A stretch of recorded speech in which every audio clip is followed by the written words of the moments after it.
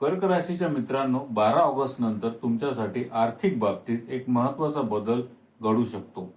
कारण 12 ऑगस्ट नंतर बृहस्पती उदयाला येत आहे आणि बृहस्पती कर्क राशीवर प्रसन्न असल्यामुळे धनलाभाच्या संधी अधिक बळकट होण्याचे संकेत आहेत. मग हा धनलाभ नेमका कुठून होऊ शकतो? रखडलेला पैसा मिळणार, उत्पन्न वाढणार, नोकरीमध्ये आर्थिक लाभ होणार, व्यवसायातून नवीन संधी मिळणार आणि ऑगस्ट महिन्यात तुमचा इन्कम ग्राफ नेमका कसा राहणार, चला जाणून घेऊया. ग्रहांचे संकेत, भविष्याचे चाऊल अमोघ सोबत जाणून घ्या. कर्क राशीचा स्वामी चंद्र आहे. चंद्र साधारण 2.25 दिवसांनी आपली रास बदलतो. त्यामुळे ऑगस्ट महिन्यात आर्थिक परिस्थितीमध्ये थोडेफार चढ उतार दिसू शकतात. पण तुमच्यासाठी सर्वात मोठी सकारात्मक गोष्ट म्हणजे संपूर्ण ऑगस्ट महिन्यात बृहस्पती कर्क राशीत विराजमान आहेत. म्हणजेच बृहस्पतीची स्थिती अनुकूल असेल तर अनेक प्रतिकूल ग्रह प्रभावांचा परिणाम कमी होतो. त्यामुळे ऑगस्ट मध्ये आर्थिक क्षेत्रात थोडेफार चढ उतार असले तरी बृहस्पतीमुळे तुमच्या आर्थिक स्थितीला मोठा आधार मिळणार आहे. 12 ऑगस्ट नंतर बृहस्पती उदयाला आल्यानंतर धनलाभाच्या संधी आणखी चांगल्या होऊ शकतात. आता 8व्या भावातील राहू देखील तुमच्यासाठी महत्वाचा ठरणार आहे.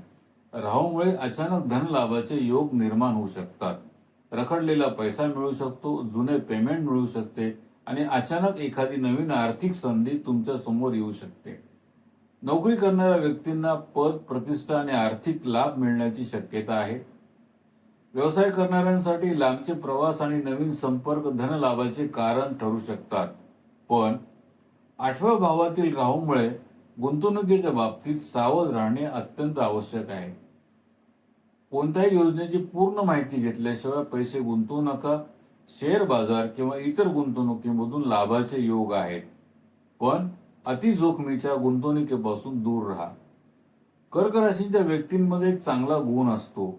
या व्यक्ती साधारणपणे दूरगामी विचार करतात. घाईत किंवा घबराटीमध्ये निर्णय घेण्यापेक्षा विचार करून निर्णय घेण्याची क्षमता त्यांच्यात असते.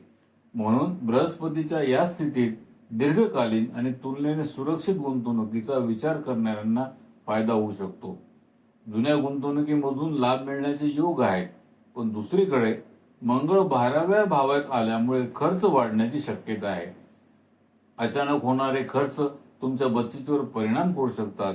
मित्रासोबतचे कार्यक्रम, पार्टी, प्रवास, आरोग्याशी संबंधित खर्च, परदेशाशी संबंधित कामं किंवा काही आवश्यक खर्च यामुळे तुमचे बजेट थोडे विस्कळीत होऊ शकते.